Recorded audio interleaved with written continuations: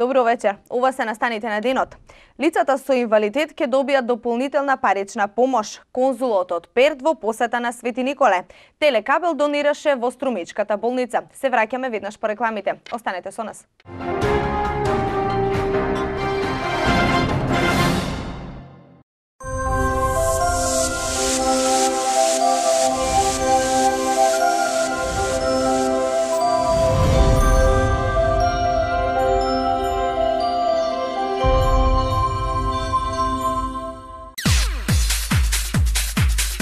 Добре дојдовте во светот на информатичката технологија.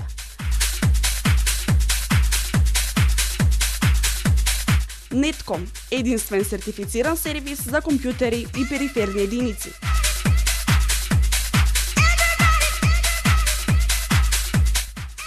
Во Нетком вршиме продажба и сервис на сите видови компјутери и компјутерски компоненти, лаптоп компјутери, сервери, периферни единици, печатари, мултифункционални печатари, скенери и друго.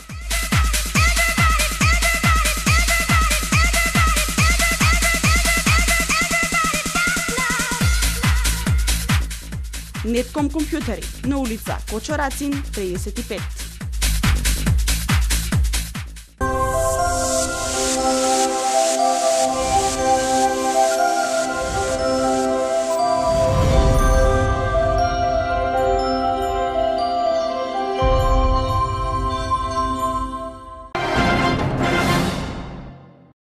Центарот за социјална помош во сработка со Министерството за труд и социјална политика спроведуваат нови проекти за лицата со пречки во развојот, каде ќе можат да добијат дополнителни парични средства. Станува збор за самохраните родители кои се грижат за своите деца со телесни и ментални пречки во развојот. Разговаравме со директорката за деталите и условите за добивање на дополнителната парична помош. Согласно последните измени и дополнувања во Законот за социјална заштита, значи се воведоа неколку права: право на глувост, парична помош за самохрани родители што чуваат деца со пречки во развој и паричен надоместок за квадриплегија. Ќе се задржам поединечно за секое право, значи по главните, по битните работи, за чисто информирање за гледачите на ТВ Свет. Правото за глувост, значи е исто право што е ново од почетокот на оваа година. Може да го користат значи лица што имаат оштетен слух, поточно од 80 децибели па нагоре оштетеност во говорно фреквентното подрачје, или поточно речено, значи оштетеност на перцепцијата за слух. Може да го остваруваат лица што имат наполнето, значи 26 години. Инаку правилникот во кој се утврдува начинот и постапката и условите за остварување во нова право е значи утврдено и донесено од страна на Министерот за труд и социјална политика, во кое, значи, како што спомнав претходно, може да го користат лица возрастни, тоест наполнети, да имаат наполнето 26 години, да имаат важечка лична карта со која докажуваат дека се државјани на Република Македонија, и потребна медицинска документација, која медицинска документација треба да биде во оригинална форма или копија заверена кај нотар. И нормално копија од трансакцијска сметка. Во врска со медицинската документација ќе се надоврзам за ова право. Може значи, како е постапката, ќе напоменам. Лицето треба, значи, да се пријави кај матичниот лекар за преку мој термин да му закаже контрола во комисијата во Заводот за рехабилитација на слух, говор и глас во Скопје. Учествуваат со партиципација, мислам дека е 150 денара, за да не го плаќаат наодот, а потоа по службена должност кај нас и на лицето му даваат еден примерок од наодот и еден примерок во Центарот за социјална работа, каде се надоврзува со нивното барање и натака иде постапката за остварување на ова право, кое во износ е од 4000 денари. Со усогласување на зголемувањето на трошоците на животниот стандард што ги објавуваат Заводот за статистика. Другото право на парична помош кој може да го примат самохрани родители кои чуваат деца со пречки во развој. Тука ова право ќе се надоврзам, значи исто е поврзано со возрастната граница. Значи да спомнам дека до сега до 26 години децата со пречки во развој примаат по 4000 денари, а сега е зголемено од 1.1.2014 на 6300 денара. Значи ова парична помош ги примаат самохрани родители кои имаат деца со пречки во развој. Тоа е главниот услов. Но за ова, мислам, за посебниот додаток до 26 години. За ова ново право кое изнесува 8000 денари, значи потребно е родителот да се грижи за децата со своето дете со пречки во развој континуирано 15 години до наполнување на 26 годишна возраст, под услов да се, значи, да не биде сместувано детето во соодветна некоја установа од социјалната заштита, да не му биде одземено родителското право на родителот, да се води во заводот за вработување како невработено лице, да не биде корисник на пензија, бидејќи, ќе напоменам, значи ова право може да го користат само лица што се самохрани и што имат наполнето 62 години, се однесува тоа за жените, а 64 години се однесува за мажите. Со тоа што Центар за социјална работа ќе прави увид дали, значи, со барање до судот дека нема одземено родителското право, потоа дека не е сместувано во институции, значи сето тоа го прави Центарот со надлежните институции службено, по службена должност, а инаку лицето е должно, значи, исто и набавување на извод на родените на детето, извод на родените на самохраниот родител, извод на венчаните, увид во лична карта, со тоа што нели потпишуваат изјава дека се согласуваат како надлежен центар да ги прибираме податоците согласно одредбите од Законот за заштита на лични податоци. Значи, право да го користи ова право има секој самохран родител кој има дете со пречки во развој. Значи, инаку детето треба да биде над возраст над 26 години, со тоа што родителот треба континуирано да се грижи со него 15 години до неговото наполнување на 26 годишна возраст, како и самохраниот родител треба да има возраст од 62 години за жена и 64 за маж, како и да биде под услов невработен и да не остварува право на пензија. Другото право е право за квадриплегија и тоа право, значи, се надоврзува со условите и критериумите исто како правилникот за мобилност и слепило, само се разликува по тоа што лицето, значи, мора да биде во инвалидска количка и за да ги обавува своите биолошки и социјални потреби, има потреба, значи, од инвалидска количка и од придружник. И тука комисијата наодот, увидот дали треба да се оствари ова право на квадриплегија, го прави во непосреден увид дома. Значи, доаѓа комисијата во посета кај поднесителот на барањето. Инаку другите потребни документи остануваат исто, како за слепило и мобилност, значи секој пат, значи, потребно е важечка лична карта, каде се утврдува дека е жител на Република Македонија или па ако е странец со постојан престој, доказ, трансакцијска сметка и потребна медицинска документација. Ке се надоврзам исто, значи, освен овие права што се воведени како новинитет оваа година, Министерството за труд и социјална политика го продолжува и проектот за отворени денови за социјалната заштита во руралните средини. Кој проект се реализира преку програми во кои се дадени насоката и динамиката за реализирање. Имаме обврска, значи, да опфатиме рурални средини, за да и потоа, после тие остварени средби во руралните средини со жителите, имаме обврска да даваме и извештаи во кои се пишуваат превземените мерки во однос на социјалниот проблем за лицето, статусот на решавање за предметот, како и оствареното право од социјалната заштита. За подобро, нели, реализирање на овој проект. Како и претходната година што имавме опфатени рурални средини, се потрудивме овој пат да опфатиме некои средини што ги немаме претходно опфатени, бидејќи станува период за февруари-мај 2014 година со задолжителна обврска секоја среда по 2 рурални средини да се поминуваат, некои ни се повторуваат, а некои, мислам, претходно ги немаме ни одено, како да речеме Орел, Ѓуѓанци, го имаме одено, немаме Кнежие, Ѓузумелци, исто и на општина Лозово, Пеширово, Џиматово, Каратманово, значи офатени се вкупно 24 рурални средини. За подобра информираност на луѓето за сите права од социјалната заштита, како и решавање повртно на нивниот проблем и можност за остварување на некое право во колку ги исполнуваат секако условите.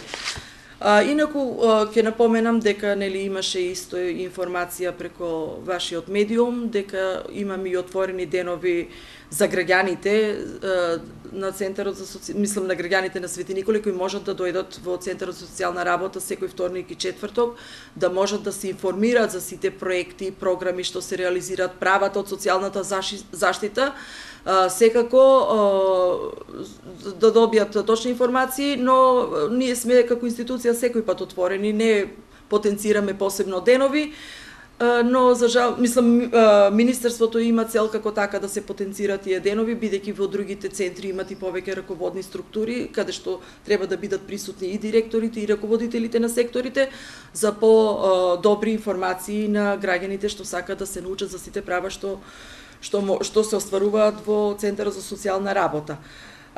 Морам да кажам дека исто ќе напоменам, веќе дел од граѓаните знаат дека имаат право да користат половина сума да плаќаат во катастерот за изработка на елаборати за легализирање на нивните типоградби. Тоа се категоријата корисници на социјална парична помош, на постојана парична помош, како и самохрани родители што имаат деца со пречки во развој.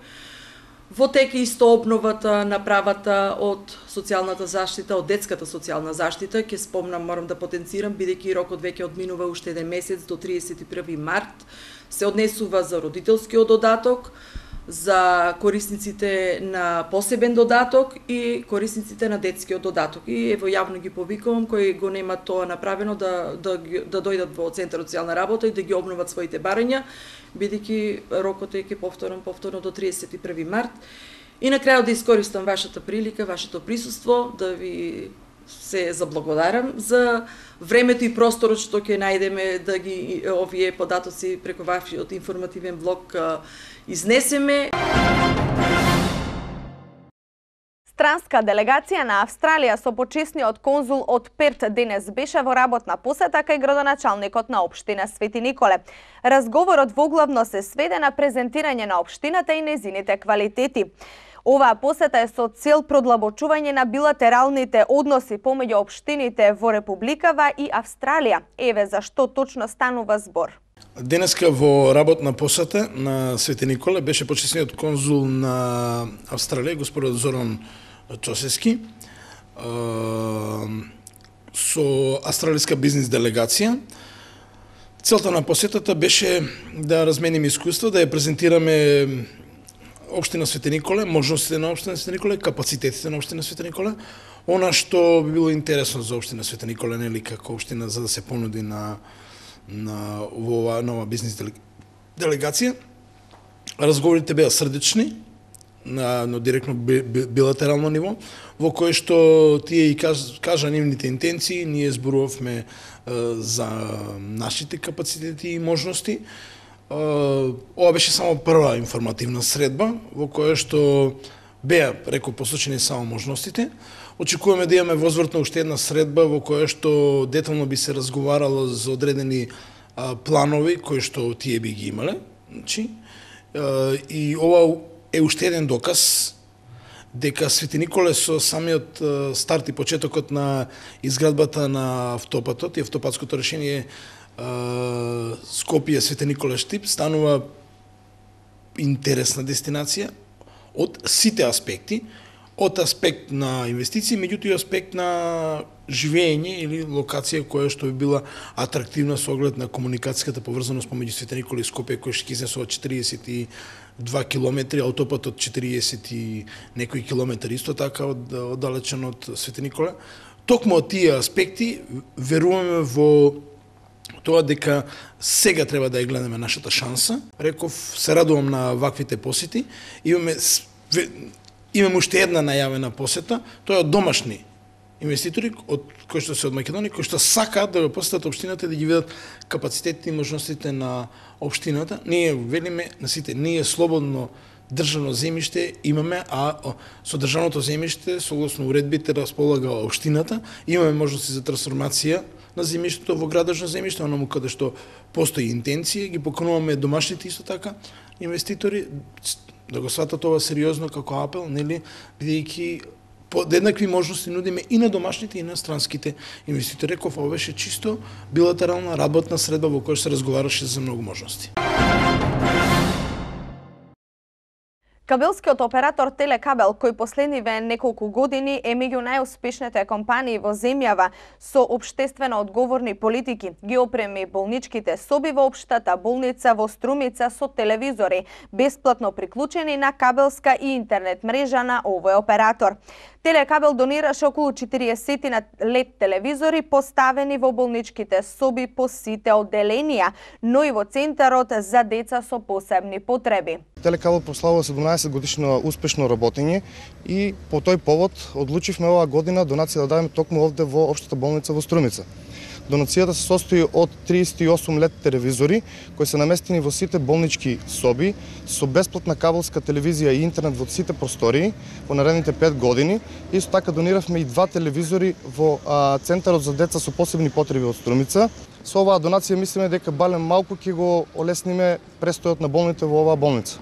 Директорката на општата Струмичка болница упати благодарност до Телекабел и апелирајќи до сите компании да бидат хумани и општествено одговорни. Инаку оваа донација во нашата болница е добре дојдена, бидејќи се вклопува во целокупната реконструкција на болницата и адаптација на болничките простории, се со цел да се подобрат условите за работа, условите за престој и да се направи попријатен амбиент, што би значило малку да ги минимализираме или да ги отстраниме негативните мисли на нашите пациенти. Овде завршуваме со настаните на денот, следуваат настаните од спортот.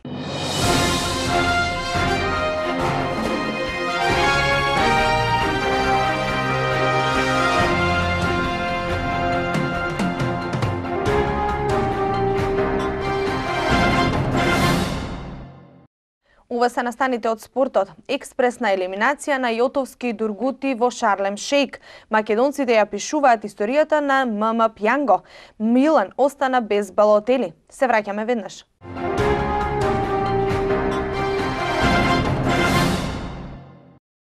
Томислав Јотовски и Бесир Дургути, македонските тенисери, елиминирани уште на самиот старт на ITF Futures, турнирот во Шарлем Шејк во Египет, откако во првото коло забележаа порази.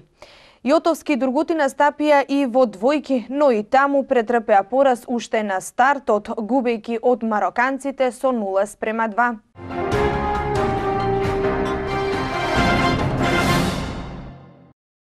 Екипата на ММ Пјанго за прв пат се пласираше во завршниот Final Four турнир во Купот во Турција.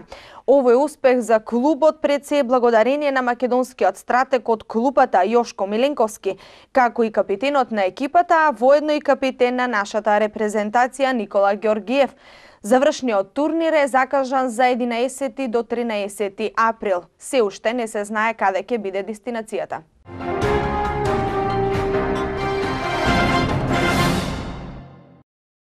Милан вчера го загуби првиот 8-ми финален дуел од Лигата на шампиони против Атлетико Мадрид, но италијанскиот гигант се справува со уште еден проблем по повредата што ја заработи Марио Балотели. Италијанскиот репрезентативец беше најдобар поединец во таборот на росонерите на оваа средба, но на 13 минути до крајот мораше да биде заменет откако се пожали на повреда на рамото. Милан моментно се наоѓа на 9-то место на табелата во серија А. Повеќе од јасно е дека росонерите немаат скоро никакви шанси за фаќање приклучок кон врвот, па во следната сезона нема да бидат дел од европските надпреварувања. Со ова ги завршуваме настаните од спортот, останете со нас, следува временската прогноза.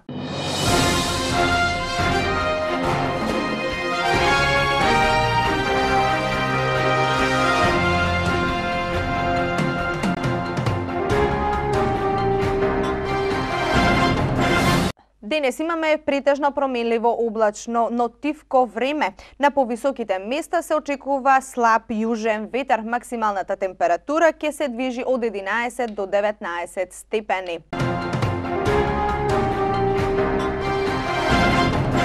Ова беше се во денешните вести. Останете понатаму со програмата на телевизија Свет со нови настани. Очекувајте не утре во истото време. Пријатна вечер.